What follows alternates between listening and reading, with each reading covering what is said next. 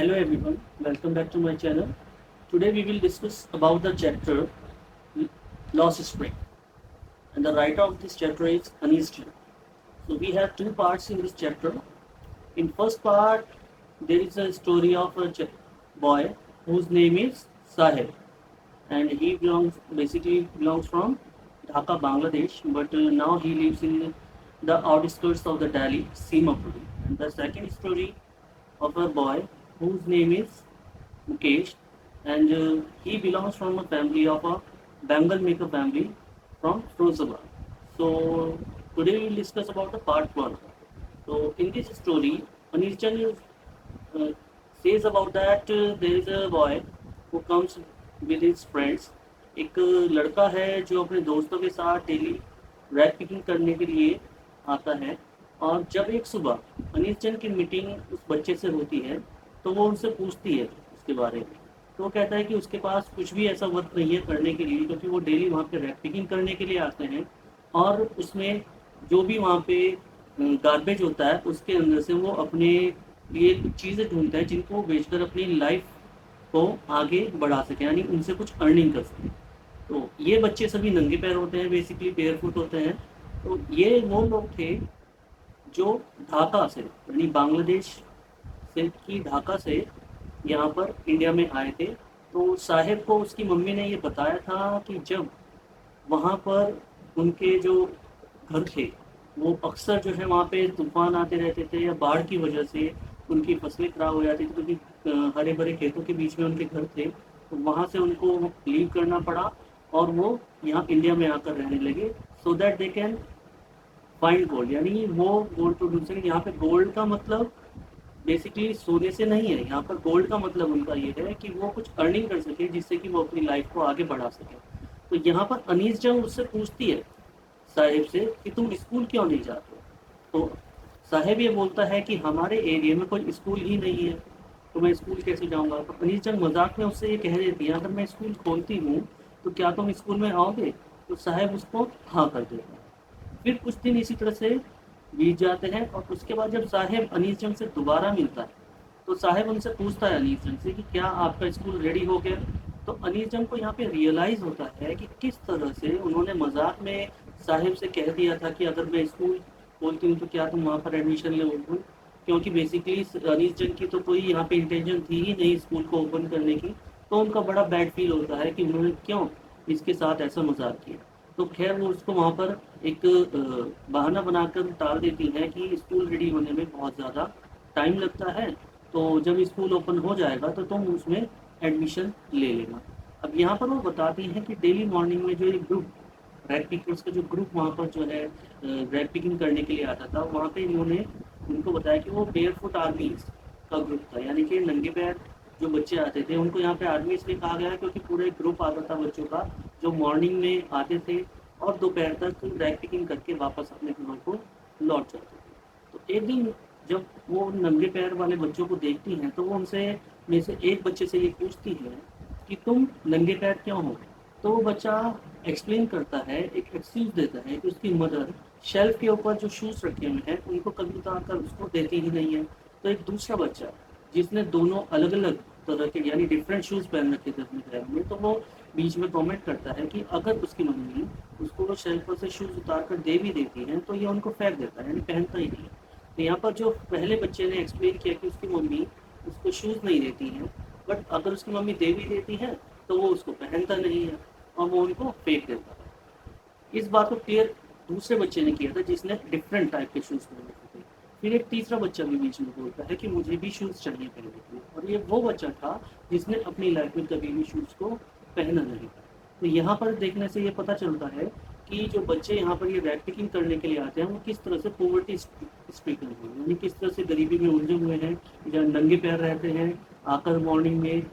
Rap picking करते हैं और उसके बाद वापस अपने घरों की तरफ लौट जाते हैं। अच्छा, उनका रैप पिकिंग करने का जो बेसिकली जो रीज़न है वो ये कि वो रैप पिकिंग करने के बाद अपनी फैमिली में अपने पेरेंट्स के साथ कुछ हेल्प, पेरेंट्स को कुछ हेल्प कर सके, उनके साथ कुछ हेल्प कर सके जिससे कि उनको कुछ अर्निंग हो सके और वो अपनी डेली नीड्स को पूरा कर सके। अब यहाँ पर जो है तभी अनीस जम को एक और बच्चे की स्टोरी याद आती है یہ وہ اسٹوری تھی جب وہ انیس جنگ ایک جگہ گھومنے کے لیے گئی تھی اور وہاں پر ان کو ایک مندر کے پجاری کے بارے میں بات کر رہے ہیں کہ ایک مندر تھا جس میں ایک پرائس تھے، ان کا لڑکا ڈیلی اسی مندر کے آگے سے گزرتا تھا اور وہاں پہ گوڈیس سے یہ پرے کرتا تھا کہ اس کو اسکول کے لیے نئے شوز مل جائے۔ جب وہ مندر کے باہر لوگوں کے شوز سلیپرس رکھے ہوئے دیکھتا تھا تو وہ اپنے لیے شوز کے لیے پرے کرتا تھا۔ انیس جنگ جب کچھ وقت بعد دوبارہ وہاں پہ جاتی ہیں تو وہ دیکھتے کیا ہے کہ وہ مندر جو ہے اب ڈیلیپیٹیڈ سا ہو گیا تھا، یعنی مندر بہت زیادہ بری کنڈیشن میں تھا، پہلے جیسا خوبصورت نہیں تھا، بٹ اس کے پیچھے یارڈ تھا جہاں پر اب جو پرائز تھا یعنی پریزنٹ ٹائم کا جو پرائز تھا وہ رہتا تھا وہاں پہ، اور کچھ چیئرس رکھی ہوئی تھی اور وہاں پہ ساتھ ہی ساتھ ایک چیئرس کے ساتھ علاوہ وہاں پر بیٹھنے کے لیے پاٹ بھی تھی۔ تو تبھی ایک بچہ آتا ہے جو بڑا کیئرلیسنس کے ساتھ اپنا بیگ وہاں پر چارپائی کے اوپر فولڈنگ کے اوپر ڈالتا ہے اور اپنے شوز اتارتا ہے، ٹھیک ہے۔ اب انیس جنگ کو وہ یاد آتا ہے کہ جو وہ پہلا بچہ تھا اس کی پریئر یہاں پہ فائنلی کمپلیٹ ہو گئی، یعنی اس کی جو وش تھی وہ پوری ہو گئی ہے۔ یہاں پہ وش تو بہت ٹائم پہلے ایک بچے نے مانگی تھی، بٹ یہاں پر جو اب کئی سال بعد جب انیس جنگ نے دوسرے بچے کو دیکھا، اس کو دیکھ کر وہاں پہ وہ بات کر رہی ہے کہ اس کی وش پوری ہو گئی، تو اس میں یہ ہمیں پتہ چلتا ہے کہ جو پہلا بچہ جو مندر کے باہر اپنی وش مانگا کرتا ہے شوز کے لیے، وہ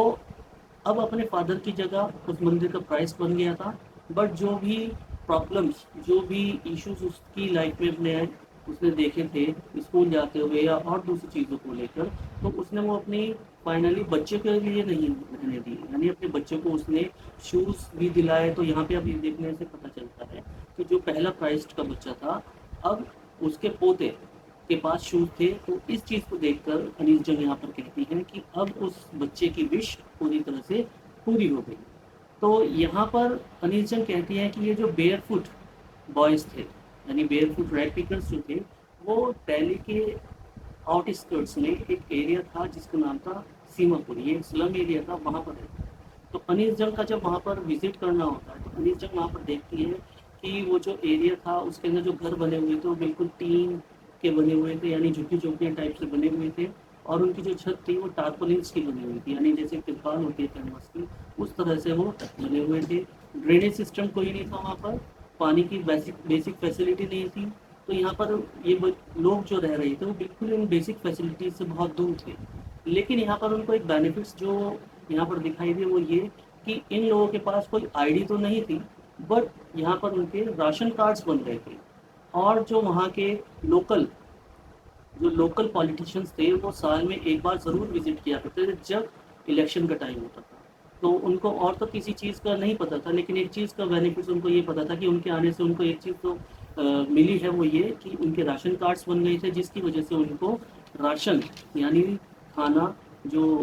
ڈپو سے ملتا ہے تو بیسیکلی وہ راشن ان کو بڑی ایزیلی اویلیبل ہو جاتا تھا۔ وہ الگ بات ہے کہ ان کے پاس وہاں کی رہنے کی جو بیسک آئی ڈیز ہوتی ہیں وہ نہیں تھی۔ تو یہاں پر وہ دیکھ کر ان کو یہ فیل ہوتا ہے کس طرح سے یہ لوگ کتنی پرابلمس میں اس ایریا میں رہ رہے تھے، جس ایریا کے اندر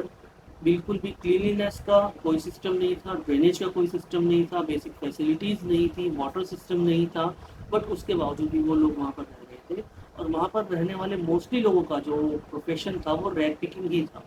کیونکہ زیادہ تر لوگ وہاں پر جو آ کر رہ رہے تھے اسلام ایریا میں وہ سب لوگ ڈھاکہ سے ہی آ کر یہاں پر رہ رہے تھے ایز اے ریفیوجی۔ پھر اس کے بعد کچھ ٹائم بعد وہ پھر اس کے بعد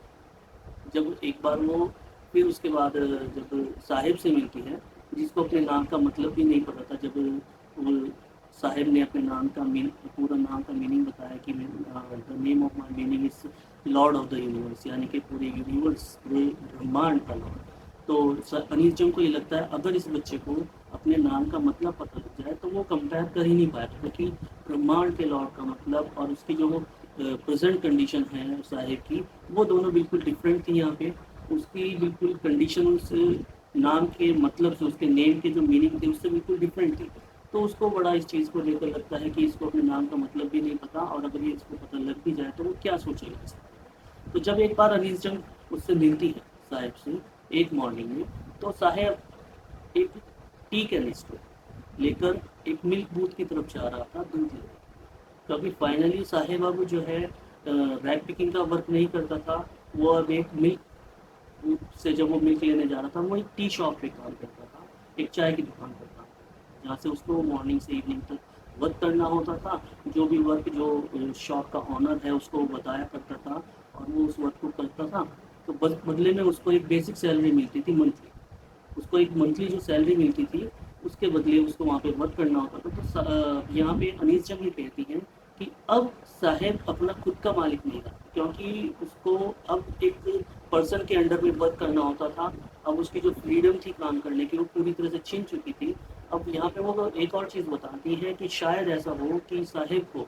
वो जो टी कैनिस्टर है उसका वेट अपने खुद के रैक पिकिंग वाले जो यानी रैक पिकिंग का जो उसका बैग था उसके वेट से शायद ज़्यादा लगता होगा, क्योंकि पहले वो अपनी मर्ज़ी से वर्क करता था। मॉर्निंग में आता, दोपहर में चला जाता था, अपनी मर्ज़ी से काम करता, जब जाना है जहाँ जाना है वो चला जाता था। बट अब वो अपनी मर्ज़ी का मालिक नहीं रहा था। अब वो टी ऑनर के अंडर में, टी शॉप के ऑनर में अंडर में काम करता था, यानी अब वो खुद का मास्टर नहीं था, अब वो किसी के अंडर में जॉब करता था। तो जैसा उसको कहा जाता था करने के लिए बेसिकली अब वो वैसा ही था। तो यहाँ पर हमारा पार्ट 1 कंप्लीट होता है बेसिकली। और नेक्स्ट वीडियो में हम इसी चैप्टर के सेकंड पार्ट मुकेश की स्टोरी को एक्सप्लेन करेंगे। So if you like my video then comment in the comment section and please subscribe my channel, share my videos and like my videos. Thank you, bye everyone.